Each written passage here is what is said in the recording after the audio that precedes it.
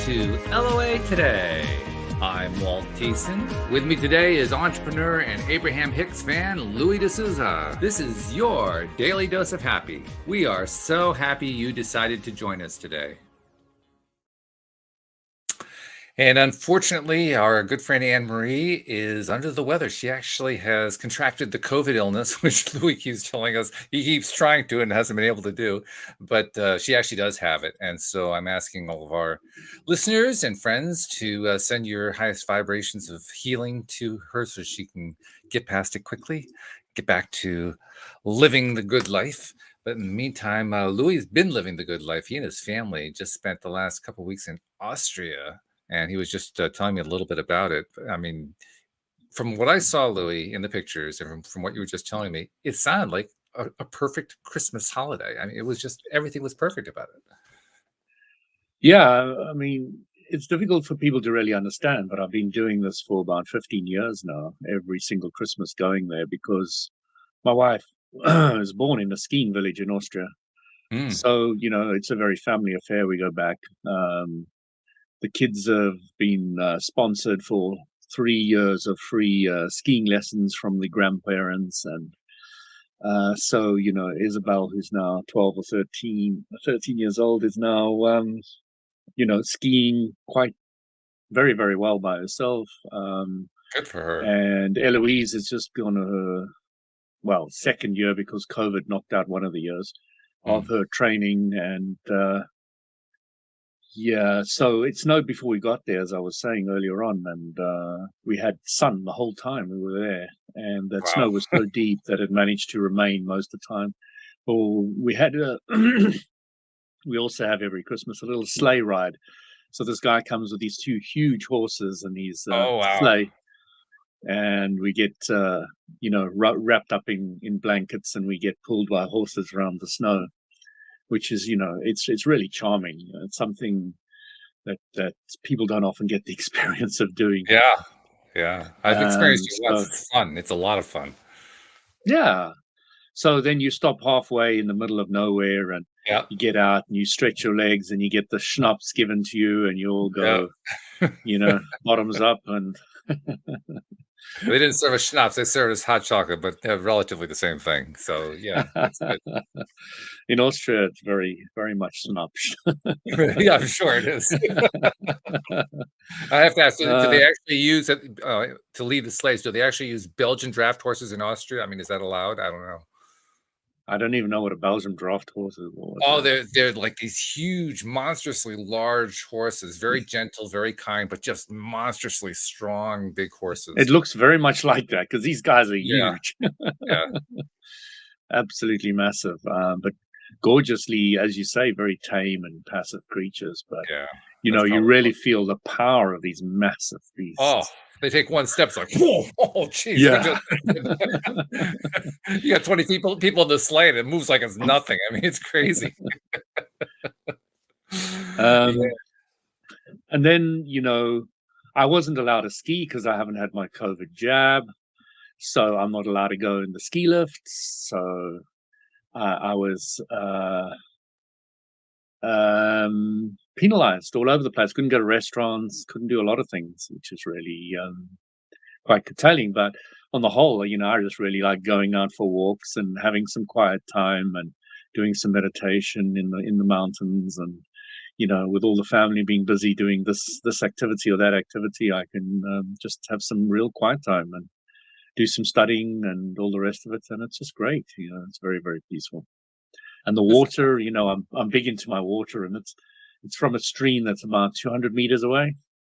So it's like as clear and as pure as you can get it. No filtration, no storage, a little bit of storage, I suppose. There's a tank in the house. But that's it. So, you've got this pure air, this crystal clear, snowy, crisp air which you've got, and then you've got this pure water, and you've got the ability to go out and walk endlessly all over the place. It's just absolutely gorgeous. It's a lot of fun. It sounds like a lot of fun, and it does sound very relaxing. I've always enjoyed any kind of outdoor, just pure relaxation type activities that are almost not even activities that count as activities because they're so low key. But I love it because when you can be in those places like you were in, where you're describing this, crystal clear air and clear water and so forth, it's it's magical.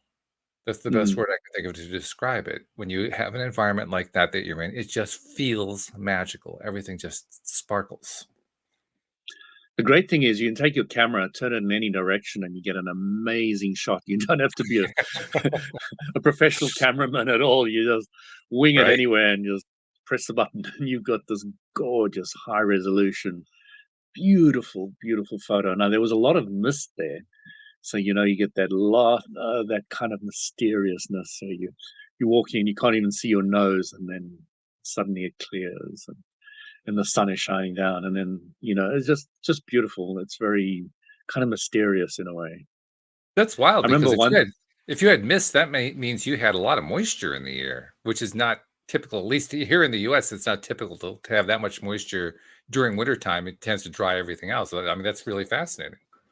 Okay, I hadn't really thought about it, but you often get mist in that area. It's just the way it Hmm. is. So, as you said, must be a lot of moisture. Yeah. But I remember when I was up in the mountains once, and it was a really misty morning, very, very misty. And this is in summer. And I just went for a walk by myself, and I opened this gate and took a few steps. And then suddenly, as I could just see through the mist, there was a cow. I said, okay. And then suddenly there was another one and another one. And they all started moving towards me and looking at me. And I was surrounded by about 50 cows to 100 Wow. cows. And they were all facing me and looking at me. It Very was just curious. very, very weird experience. That's funny. But very special, really, in a way. Very special. Well, cows are, in a sense, they're like horses. They're very communal, and Mm, they are very. How do I describe it? I don't want to make it sound like I'm talking just about humans, but I'll use the word generically. They're very person oriented. They're being oriented. Maybe that's a better way to describe it. They're hmm. very much interested in any being that comes within their range of mobility. So Hmm. what you're describing makes sense. I mean, I've seen that before, but it's interesting. I don't know why that is, but they're very intensely, quietly curious animals. Yeah, they seem to be more aware than some other animals that are out there in the world. Mm. There seems to be a greater level of awareness. And I know that my wife's father, Opa, they call him, he had two cows which he milked and all the rest of it. But he had such a close, strong relationship. My daughter, Mm. my wife, often says to me that Opa loved these cows more than he loved his own kids. But so it's just like a really, really close relationship. Well, Um, the cows were the beneficiaries. yeah, the cows were very close to him, and I think cows can get very close to humans in a way that a lot of other animals can't, at Mm. least beyond dog and cat kind of scenario, the Right. domestic animals. I think the cows have got that ability. And hi, Sam. Yes, it was a beautiful traditional holiday. Mhm. Happy New Year to you. Um, yeah. So the interesting thing was because the previous year we weren't able to go because of COVID because we were in lockdown, which was very frustrating. But what it did is it created a greater appreciation for having the ability to go to a place like that. And Right? when you do it year after year, you kind of lose that sense of it's special anymore. It's just something you do. Mhm. But um, the thing that was a bit frustrating for me, I have to admit, was coming back and paying double what I did for no, the same. Well, what I paid for the flights for the whole family, we have to pay for testing for the whole family. So it's double the amount just in travel costs for the COVID tests when we come back. And that's not done by the government or anything that is penalized to the individual who has got enough money to go traveling. And now we're going to penalize you with testing, etc. So, yeah, I mean, you can go on holiday and those rules aren't there. And when you're on holiday and you come back and then the rules are slapped on you. So it's not even something you can pretty much plan for, just something that can get slapped onto you at any stage of the game. And then you suddenly have to haul out a huge amount of money. And you could get even worse, the whole family could have had to quarantine in a hotel for 2 weeks or something, which some people have had to do from certain red zone countries. So, it's very difficult to travel or to think about traveling without, saying, okay, whatever I've paid for my holiday, I'm going to have to keep double aside just to cover maybe some bases when I come back, at least double. And it's a tough thing to have to do because, the planes were half empty, 3/4 empty when we went and about half empty when we came back. Wow. Airport's very easy to get in and out and through because a lot of people just aren't traveling, So the travel industry is just going to be hit left, right, and center. Oh yeah, they're struggling everywhere. Mm-hmm. And I really do feel sorry for them because there's a lot of different businesses that are leaning on the travel industry, like accommodation and food and all the rest of it in certain areas and restaurants, etc. So, I just don't know how we're going to move forward because, we've got the new variant and the new variant and the new variant and how many jabs you prepare to have and all the rest of it. These are kind of questions you have to ask yourself. And as I mentioned to you last time that I spoke to you, a lot of people aren't even aware that they had to change the definition of the word vaccine to cover this thing that they're giving you at the moment, this COVID jab, which is not a vaccine as we used to know. But now that they've modified the wording. It's a new kind of thing that's never been done before, so they didn't have a word for it. Yeah. So they've now lubbed that in with vaccine. And I think they understand that the population as a whole would have a very strong association with the word vaccine. So they figure, oh, well, we'll call it a vaccine because at least they know it's for blocking a disease from taking over your body. Okay, people can get that. So we'll go with vaccine. But it's not. The only thing it says on the tin is that it'll reduce the symptoms. It doesn't stop you getting it. It doesn't stop you spreading it. The only thing it does is it will reduce the symptoms. So it's basically the same as a cold or flu jab. And not a vaccine per se. Now, from the point of view of those of us who are conscious creators, of course, the big challenge is what is our response going to be in these situations? Absolutely. When we run into things that we don't like, well, how are we going to respond to it? Because the response, and that's something I've been facing in my own way, not regarding COVID and vaccines and so forth, but with other stuff lately. It's almost like I've had my own philosophies shoved back in my face. Like, okay, you believe in testing and changing your response to the situation. Here's a couple situations for you. Go for it. That's what it's felt like lately. And it has been a challenge, but you know what? I still have the choice. The choice has never been taken away from me. I still continue to choose or have the option to choose whatever response I'm going to have. And it's up to me. Well, I mean, I'm usually skiing and going to restaurants, etc. But I made a very conscious decision that I was just going to enjoy what I could do. Yeah. And that was it. I was not going to get upset. They said, shall we bring you a doggy bag back, order you a meal and bring it back? I said, no. I'll happily fast during this period, and I'd be happier that way, So it was really interesting. It was a very clear and conscious focus on being happy, even though there was all these, usually we'd go to the swimming baths and swim with the kids and sauna and jacuzzi and all the rest of it, and we weren't able to do that either. That's almost like sacrilegious. Louis not being able to go to a sauna. Exactly. But then I know when I come back, I've still got it. But the idea of not being able to roll in the snow after a sauna is quite disappointing. Which you can't do in the UK, by the way. Oh, that's funny. Well, in England, shall we say? You could probably do it in Scotland. Okay, I'll take your word for that. These kind of places aren't really out there. England is still so prudish that these kind of things haven't taken off big time in the UK. Ah, okay. But in Austria, everybody is nude and everybody loves that kind of stuff, and they all know how healthy it is, and they live that life very, very much. So it's they've got some of the biggest and best and the most amazing saunas and jacuzzis and places like that.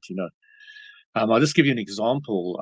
We went to one in Austria.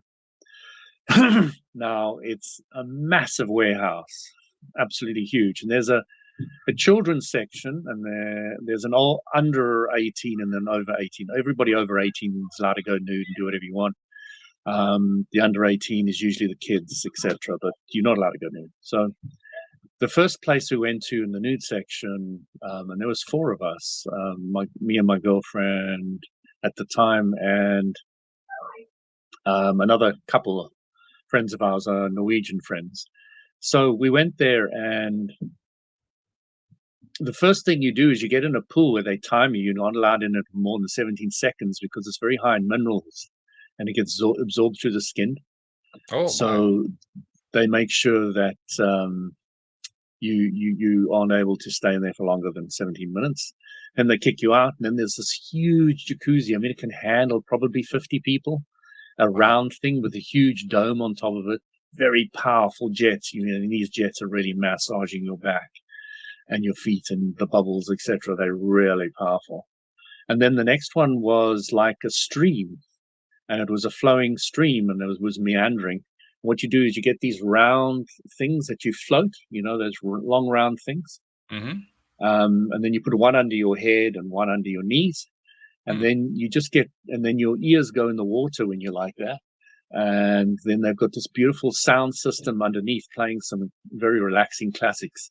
And you go down the stream and you go round and round in this kind of stream thing. And it's just like, wow, man, that is like That sounds so nice. cool. Yeah.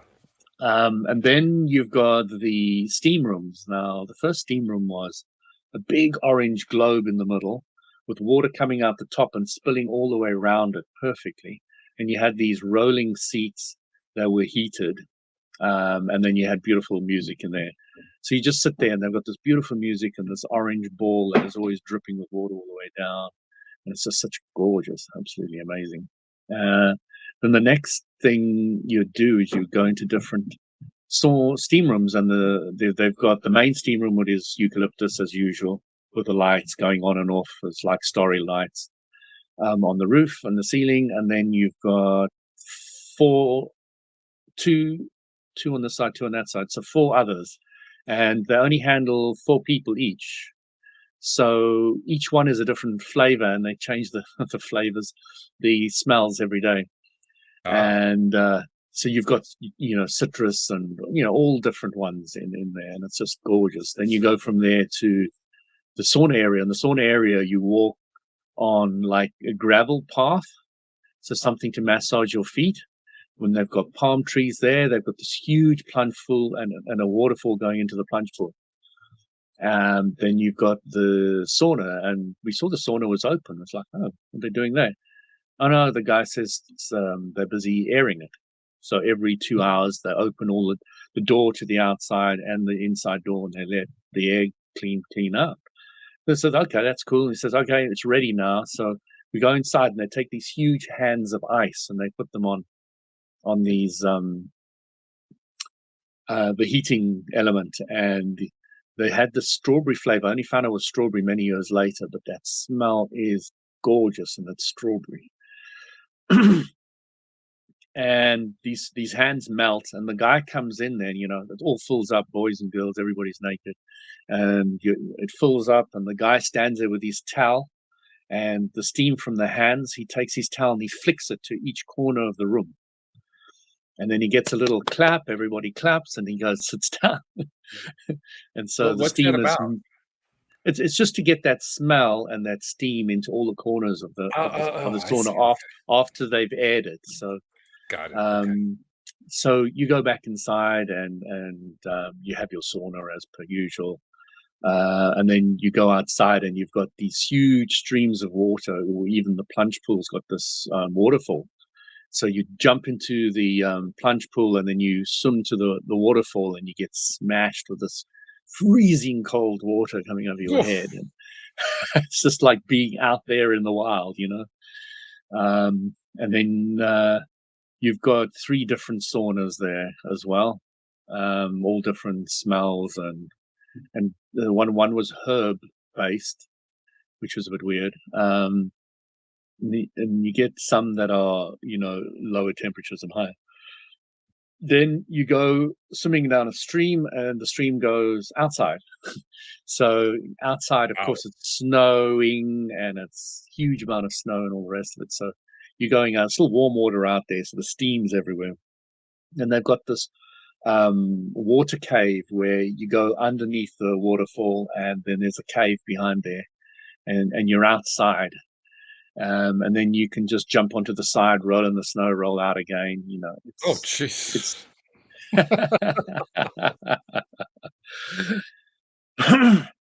Then you've got the organic restaurant, and you go in there completely naked. You sit down and you eat your food. I was wondering if they're going to bring the fifth sense in there. They had 4 senses going. They had to bring the 5th in at some point. So a lot of people don't even know places like this exist. I didn't I know had places no like idea. that exist. And uh, I keep on thinking of why I became a nudist and all the rest of it. And when I was in the south of France with a friend of mine, we went down to the beach together, and I said, I'm going for a walk. And I walked. If you go north of a lot of beaches in west part of France, you will find a nudist beach. So you go north of the main beach, and you'll find a nudist beach. So I didn't know this, but I just went for a walk and I bumped into this. So from then onwards, I sort of, you stand there and watch, and then the guy says, "No, if you want to stay here, you have to take off your clothes." So I thought, "Hey, take off my clothes," and then you start realizing how natural it is. And after a while, you're really saying to yourself, "Why are people wearing clothes? What have they got to hide?" you know. And it's completely turned around your head. Your head is completely spun around after a while.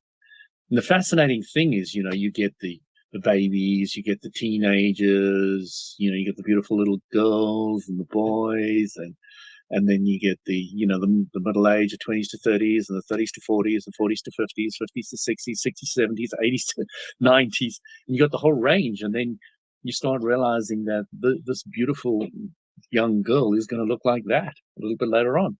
That old Mhm. lady, that old saggy skinned lady. Mhm. Mhm. And you start realizing that this is just a cloak that you're carrying for a while, and it's very temporal, and it really gives you that sense of, oh, is that how it all works? You know?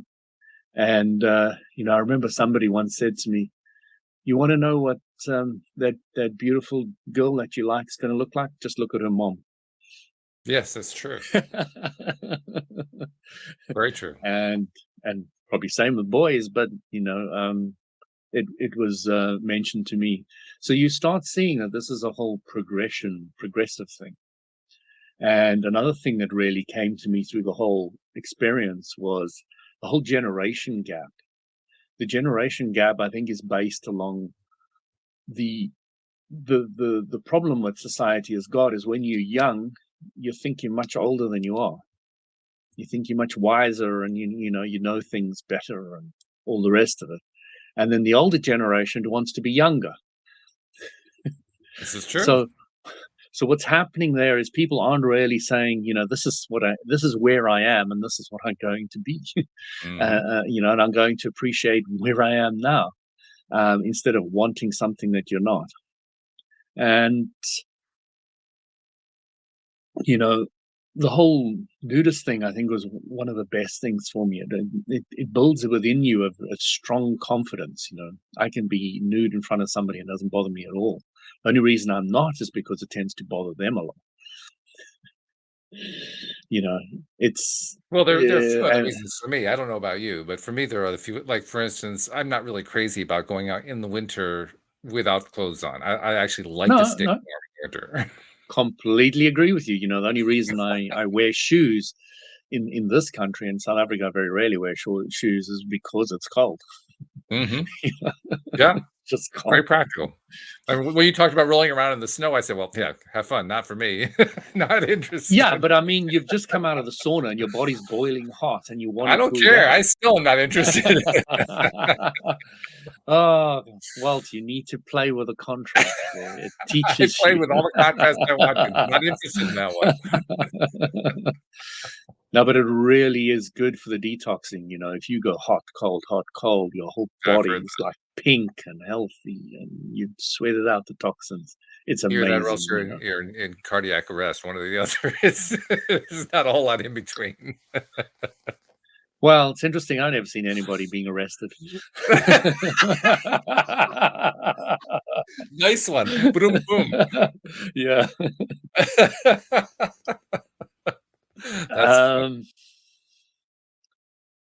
so yeah, and it it's very special, I as well, because I wasn't able to go last year, really was looking forward to it so much more this year. And Mm. yeah, It's interesting the how that's been contrast. that's been an ongoing theme with the COVID, pandemic. COVID, absolutely, yeah. The more that the longer that has gone on, and the more that people's behavior patterns have been shifted because of it, appreciation is up all over the place. I don't think a lot of people, particularly those who are in the high range of fear, are even aware of it. But there are some people who are aware of it, and it becomes actually a fun topic of conversation. Like for instance, I got my hair cut just before Christmas, and my barber is not somebody who normally would be aware of anything regarding law of attraction, conscious creation, positive thinking, anything like that. But he went through some heart attacks and strokes last year, a whole series of them actually. And he's not an older guy. He's probably, I don't know, mid 40s, something like that. Um, Hmm. but we got to talking, and of course, every time I'm talking to him, I'm always emphasizing, accentuating the positive, to use the old song. And in the process of doing that, I'm sharing philosophies that we talk about here on the show. One of the things that I was pointing out to him was just this, that I said, I prefaced it by saying there are a number of good things that have come out of COVID. He said, "Oh, really? What were they?" Because he's kind of used to me now, first of all. And second of all, he's open to the possibility. So I started listing them. And one of them was the fact that we have much more appreciation. And you could just see his eyes light up. The moment that I said that, it resonated, and he jumped right in and totally agreed. Yes, that's definitely happened. Much more appreciation going on.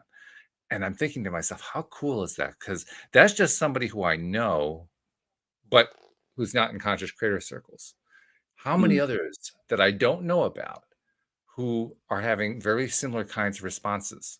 Now, I can't honestly say most people are having conversations with somebody like you or me where we're actually pointing this stuff out to them, but the awareness is there on some level. It's not like this was On news some to him. level, yeah, yeah, yeah. Yeah, it wasn't like he had never heard this idea or never thought of this idea. It's just that I had encouraged him to bring it to the surface. But he was enthusiastic about it. I'm thinking, wow, if there's this much appreciation or even just a fraction of this appreciation going on planet wide, Mhm. oh, we are in line for some amazing stuff to come along in the next year or two. Just amazing stuff. I don't even know what it is, but it's going to be amazing. Walt, I was chatting to this Austrian 21-year-old girl, and she was having a lot of problems with people calling her tall and her being tall because she's very tall. She's taller than me. I know the feeling. Um, and I was trying to encourage her to be proud of it. And it was really an obstacle.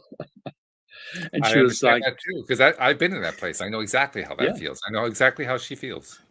I mean, I know how when I was at the airport and I was watching this guy who was like 2.5 meters tall, he was massive. Mhm. I mean, I Mhm. don't think I've seen somebody that big many times in my life. Yeah. And I was like, wow, how does he fit in the plane? How does he sit down to do anything? You have Um, identified some of the most important issues that we who are of the tall breed deal with. You're absolutely right. But on the other hand, being proud of it and confident about it and having Teflon coat about any negative Mm, comments about it will make your life so much easier, it's true. so much easier. And one thing that And I found over time is that if the way that I kind of put on that Teflon coat was through another form of appreciation, but it wasn't appreciation that I was intending. I just kind of fell into it. The kind of mhm, appreciation I'm talking about is where people, I I mean, you are treated. I understand what it's like for somebody like a very attractive woman to feel like she's being treated like an object. I understand what that feels like because when you are treated for being tall, you're also getting the same kind of treatment. But by the same token, it's almost always done positively. Very rarely do you get some really negative teasing type stuff. mm. Most of the time, it's appreciated. But Wow, you're even if so it's done tall. positively, it's taken negatively. Very often is, yes. Many But often, yeah.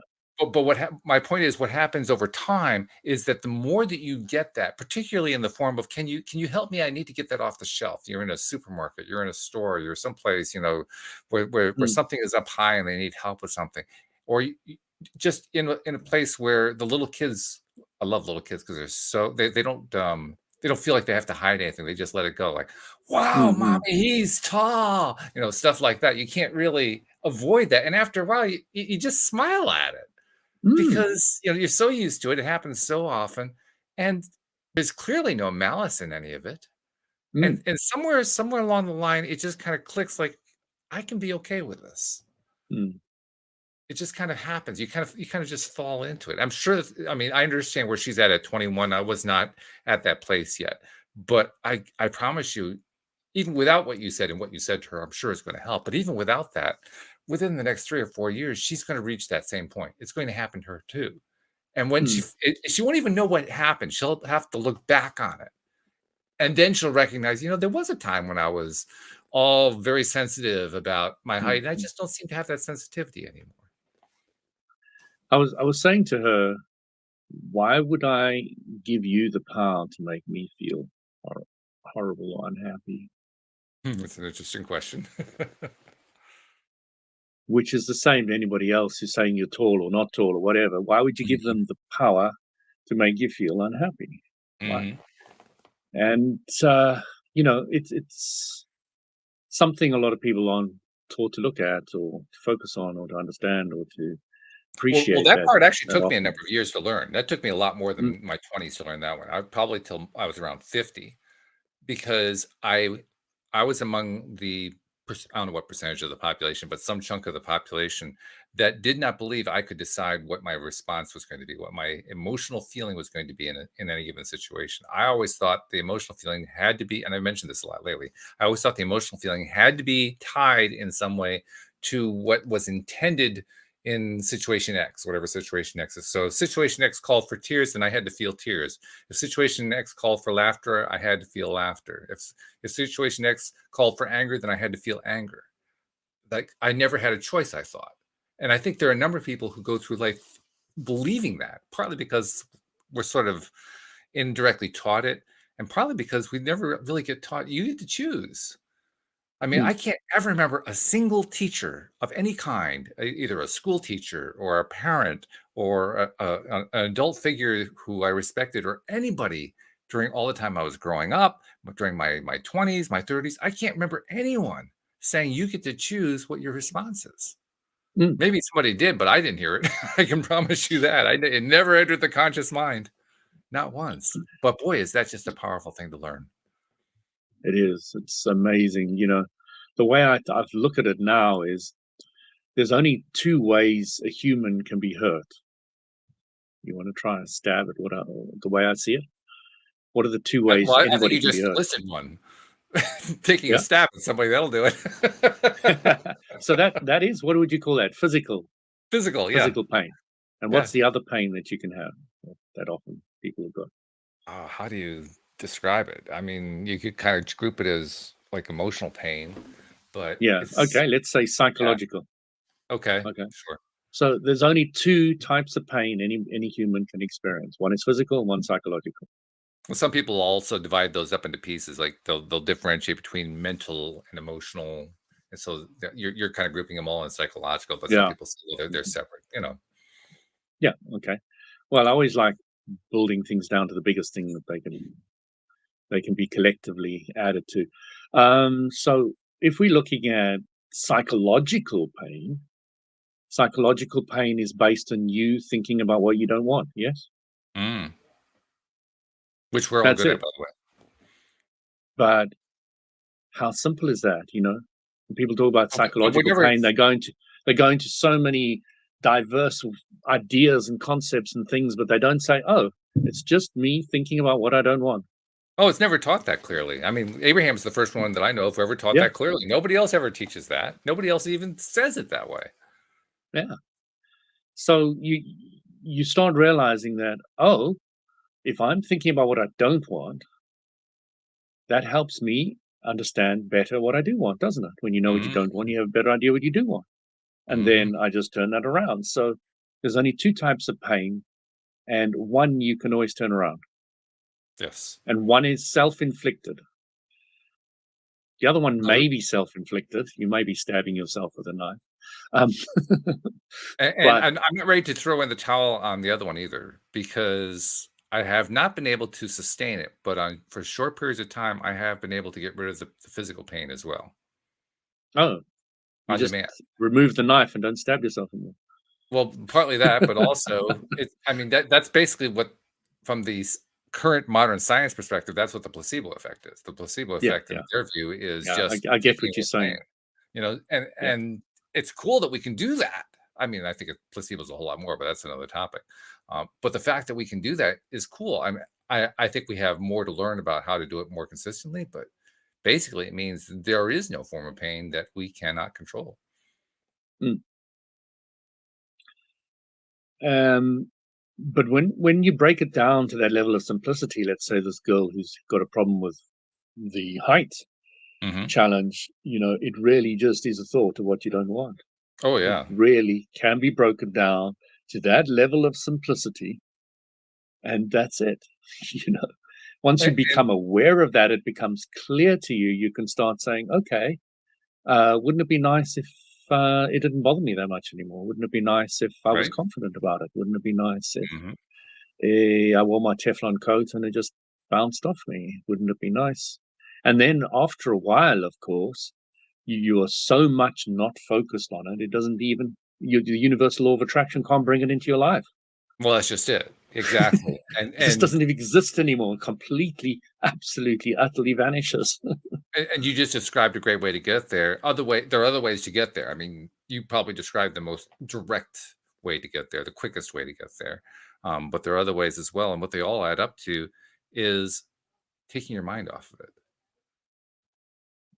So often we just allow ourselves to be controlled, for the lack of a better word, to be controlled by everybody else seemingly uh, focusing our attention on our height in this Hmm. case. Well, the only reason that we experience that is because, we keep focusing on it, like you say. But nevertheless, it feels like other people are making us do it. Other people are imposing it on us. Other people are, well, my height is always an issue. It always comes into it. And even if somebody isn't saying something, I experience it as an issue because it just shows up in like social situations. This is one of my big things. If I'm in a social situation in a party atmosphere where everybody is standing, holding drinks or whatever, I can never hear the conversation because all the heads are like, a foot lower Hmm. with all the background noise, I can't hear what they're saying. It's just not possible. Anyone who's tall knows Hmm. exactly what I'm talking about. Anyone who's short probably knows what I'm talking about too, because it's the same issue just from a different angle. But the fact is, you become so oriented toward this stuff that you just start noticing it everywhere. So Mm. when you can finally find a way to just not notice it anymore, all of a sudden it has no power over you. Mm. And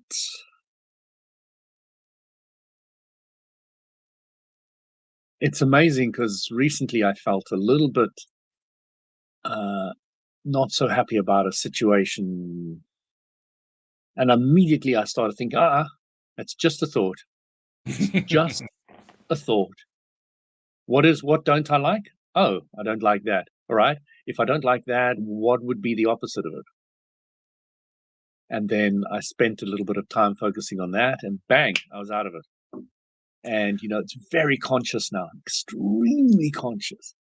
You know, if I'm feeling that negative emotion, immediately I'm looking for what's the statement? What do I don't like? What do I not like? And then when you get clarity on the wording of what you don't like, you can immediately say, okay, I don't like the way I treated somebody. Then you say, wouldn't it be nice if I treated them this way? And then focus on that, think about how you can do it better next time. And then bang, it's gone. It's just vanished. And it's so powerful now once you get there. Well, it does You take some just, time. Yeah, I mean, it's not something that you're gonna get instantly. It takes time. You have to practice it. You have to keep at it until it becomes habitual. And as a result, there are going to be times I experienced it over the weekend. I had a time where I was feeling pretty pessimistic about some of my immediate future plans to the point where I figured they weren't even going to happen. And I actually was in that place of feeling like I couldn't climb out of it, Mhm. which I hadn't been in for quite some time. Um, Now, of course, I did remember, oh, yeah, I don't have to stay there. So I started using some of the tools that I know and was able to emerge and get out of it. But the experience is a great reminder that even when we learn to apply these teachings and when we learn to practice them on a more regular basis, there are going to be times where we slip. And when we slip, it's okay. And not only is it okay, it's one more opportunity to practice once again, being mindful, bringing our attention back to where we want it to be, focusing on the stuff that we love. You know what actually helped me get out of it this time? It's interesting. I was thinking about the tools that I used. I used some of the tire tools; they were very helpful. But ultimately, what changed the whole thing for me, what changed the whole dynamic, was realizing that I wanted to trade in a gift that I got for Christmas. And that was completely unexpected. My brother is a software engineer for NASA. Mhm. He actually works for a contractor that works for NASA, and he is very interested in anything technological. And he decided this year, kind of out of the blue, he was going to give me one of these virtual 3D gaming consoles. The one was called it's called the Oculus. I think it's the Facebook Yeah, part. the Oculus, yeah. If you don't want it, you can send it my way. Sorry, it's already gone. But what ended up happening was I realized I had this thing and, it had some value to it, but I really didn't want it. I knew I wasn't going to use it. And I don't even remember how I got onto it, but somewhere along the line, I got to thinking about piano keyboards, electronic piano keyboards. And I used to play piano when I was a kid. And for years, Mhm. I've been saying to myself, I'd really like to get a piano, but we haven't had a place to live where we can put a grand piano in. And I wanted a grand piano. Well, we still don't have a place where we can put a grand piano. Mhm. But the electronic keyboards have gotten to the point where, I mean, they don't really sound like grand pianos, but they're fairly close. They're close. Yeah, they Yeah. are really close. And I'm thinking, well, why not just get one of the keyboards? And so all of a Yeah, sudden I start getting excited. I started doing some research online. I didn't have a lot of money to spend. I was looking at kind of the low to medium end keyboards, but I was listening to some of them on YouTube and so forth. They sound pretty good. So, I ended up basically trading in the Oculus for a keyboard. And cool. the keyboard's on order. It's going to be here in about a week, and I'm looking forward to it. Great, That great. alone, that was the big. I mean, I went through my other tools to climb out of my funk that I was in, but that one leapfrogged me out because you know what I did? But I you could found have put something both of them together. You can have the virtual reality keyboard. I love. You're missing out here, Walt. There's another level you can go Look, to. Louis, I've done that. I learned years ago how to play without looking at the keys. I don't need to have a blinder in front of me in order to do that. It's the virtual reality. It's the concert house that you're in with the audience and Mm. everything that it can create for you. It's really incredible. It takes you to another level altogether. I Oh, must say I've been very, Brenda's very got a question. I impressed don't know if you saw that. with VR. Brenda's got a question in the queue here for you. She says she wants to know how tall you are. I can never remember. I'm average.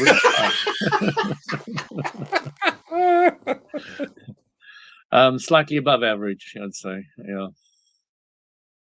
Oof, I what's don't even that? know what is the average in the UK. Here in the US, it's about 6 feet, which is about you know, one in 1 point, what's that, 1.8 feet or something like that. I'm not sure exactly what it is, but 1.9. I've always been just, with all the class photos and all that, slightly taller than everybody else, but not everybody, but the average.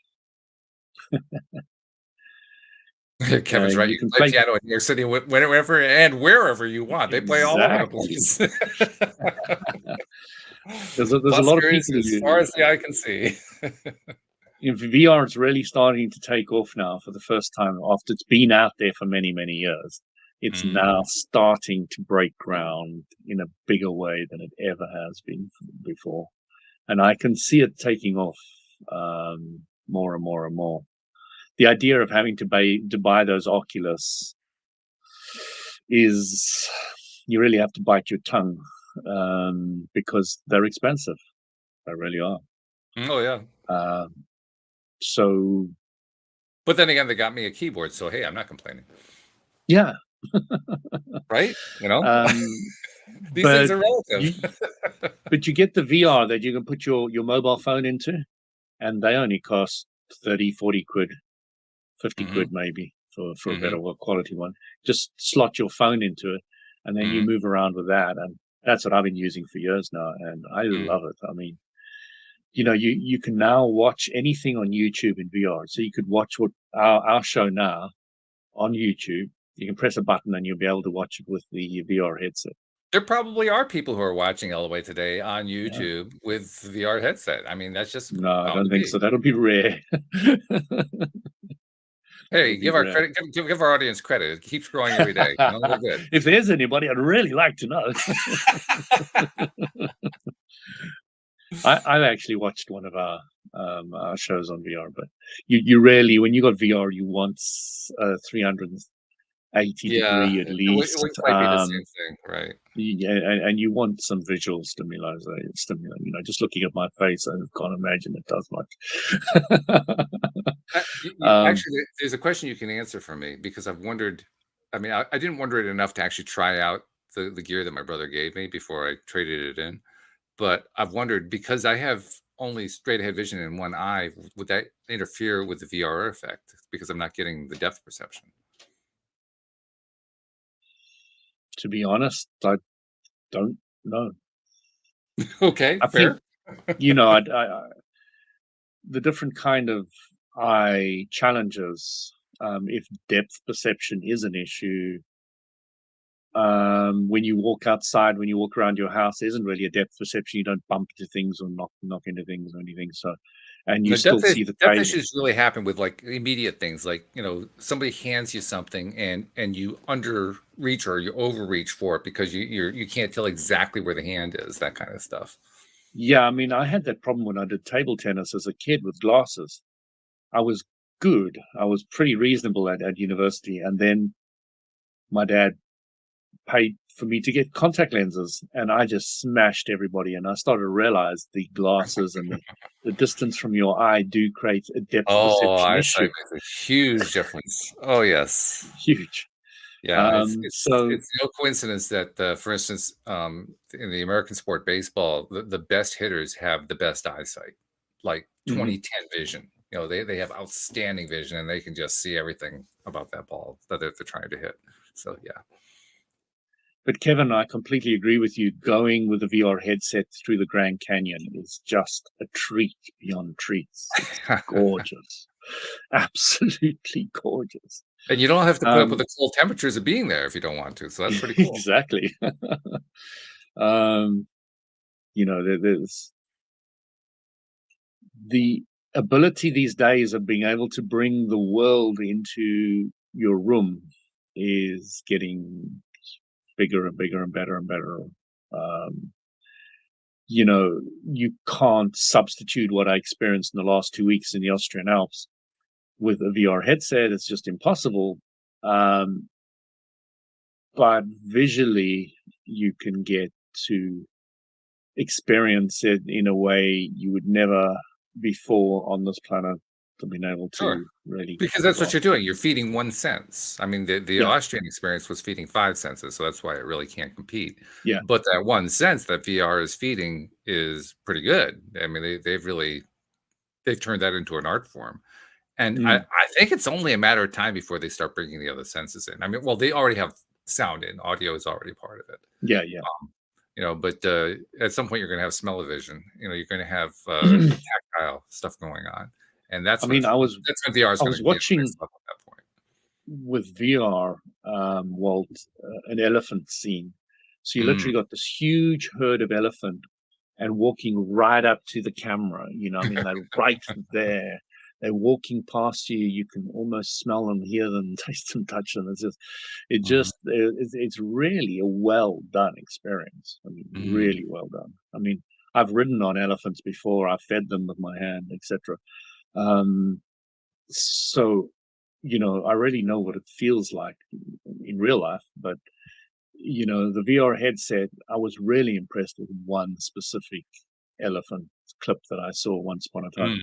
Mm. And it left a stark impression of, you literally feel you could touch them as they walk past. You literally Wow. put your hand out, and I love it when I give the kids it. They're wandering around, bumping into things, and they're like so excited, and they're getting shocked. Or the roller coaster rides, which you can do. It's Mhm. really, you get vertigo. Everybody does get vertigo with those roller coaster rides, I'm sure. without exception. You're not moving. Your physical. It's only the visual idea that you are moving that completely gives you, and it gives you that pit in your stomach, and you're like, you can really feel it. It's really interesting. I disagree with And Elon Musk. Kevin quoted Elon Musk. He said, "In the next 10 years," Musk said, "you won't be able to tell the difference between reality and VR." And I disagree with that. I don't think that can be done in 10 years. I think we will eventually reach the point where you feel like you're in the Matrix, where it all just feels so real. But 10 years, I think it's a little bit advanced. 10 years, I think, is a bit short too. Yeah. Yeah, I mean, even though it's speeding up and speeding up and speeding up, it I is. can't see it getting there that fast, Not actually, really, without no. you Because know, basically what you have to do is you have to be able to fool all 5 senses plus the 6th sense. That's gonna be tough. yeah, That's gonna be really tough. really, really tough. Yeah. And the level of clarity you're going to need, and the 360-degree aspect, plus, this VR headset you got at the moment with your phone in it. My phone is heavy, and the VR headset is not that light, Yeah. and you need to remove all of that. That must Yeah, not be and a that factor. will eventually happen. They'll get to the point where that It does will, happen. yeah. Yeah. Interesting too Um, how it also will feed fears for some people too. I think, probably I don't know what the current state of the technology is, I don't really follow it, but I know at one point, they were talking about stuff that embeds into your head and interacts with your brain directly, and a lot of people freak out over that possibility. So it's interesting how fear has already entered into the picture and probably will continue to do so over time. Once again, reintroducing the idea that we get to choose what our response is going to be to any mm, given perspective. But the cool side of what you were just describing, I think, is it does give you different perspectives. That is that if I was ever going to be interested in VR, that would be it. Experiencing different perspectives that you get from whatever the filmmaker is who put together the experience that you're looking at, or mm. game maker, or whatever it might be. That you are experiencing perspectives that you did not have before. Because among other things, what that really just drills right down deep inside of you is you are not limited to the one perspective you thought you were. You know what I really enjoyed about The Matrix is they The took movie? cinematography to another level. They did. Yeah. That movie, when it came out at the time, those flying through the air and the movement, and oh, it's just it was done so sublimely well, that you really felt. I felt very distinctly at the time that this was a leap forward in cinematography in movies. I really felt it very distinctly. Mhm. And of course, many people have tried to copy aspects of the Matrix and use aspects of it, um, very similar, Mhm. and to great effect. And now it's so normal. I was looking at the Matrix the other day. It's like, yeah, it's not as great as I remember it, but it's always the contrast aspect.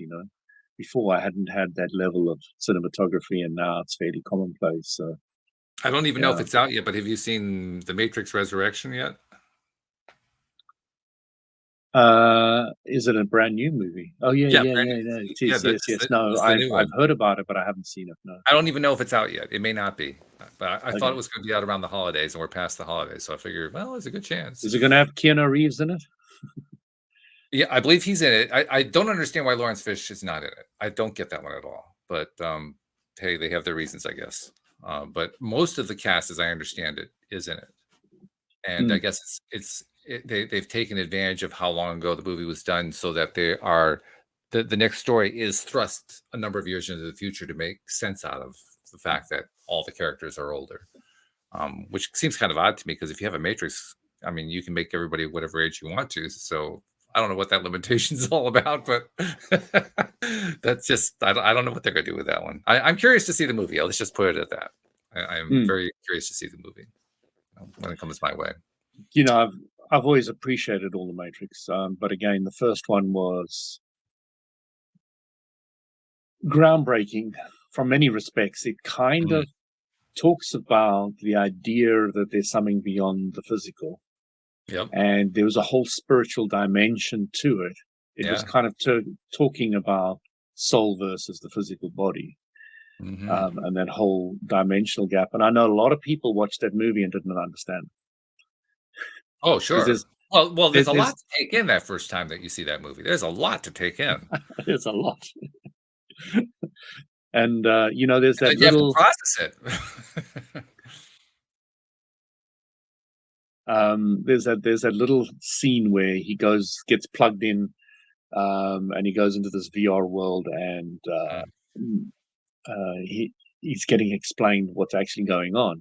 And right. if you don't watch that little section a few times to really understand what they're saying, because that explains the entire movie. There's like 5 minutes of explaining the entire movie, but if you Mhm. don't get those 5 minutes, then you've kind of lost it. But it's It's great. true. Kevin's made a recommendation in the chat. He says, "Watch Don't Look Up on Netflix." Are you familiar with that one? I'm not. I I've seen it, and I think it's new, but I haven't been drawn to watch it. I'll make a note of it. Take a look at it at some point, especially if it has Matrix qualities. That gives it, at least a reason to take a look at it. Yeah, Which it's in the top 10. It says, bad news. A huge freaking comment is on collision course with Earth. It's really bad news. No one cares. Leonardo DiCaprio. okay. Sounds interesting. All right. Well, that's an Well, if interesting it's one right there. recommended, I'll watch. If it's Number recommended, yeah. one, number one in Austria today. Okay, I'm not in Austria anymore. I'm back home in the UK. Well, Um, that's all right. You can still be influenced by what's going on in Austria. There's no rule against that. It's fine. no, I just thought that if I'd logged in with Netflix in this country, it would have picked up the idea that I was in this country because it knows what the IP is, of course, what country it is. But it This is true. still This hasn't is very true. updated it, so just confused. Well, I want to finish up just by reminding people that our friend Anne Marie is under the weather, dealing with COVID. So please send your highest vibration messages to help her heal quickly. I know she's not feeling well, but she's well enough to be surfing around on social media, so she's not in really bad shape, which is good. And hopefully, with a little help from the rest of us, she can just climb right out of it and get back to the world of the healthy living once again. But in the meantime, this has been fun. This has been an interesting conversation, Louis. I'm glad we kind of embarked. I'm glad you kind of took us down this road with your stories about the nudists, particularly in Austria, who like to climb out of saunas and roll around in the snow. That part was a little strange, but that's okay. It's really not strange at all. But It's the anyway, we'll norm. see you next week. Thank you guys in the live stream for all the comments, and thank you to our podcast listeners everywhere. We will see you all next time here on LOA Today. Goodbye, everybody. Take care, everyone.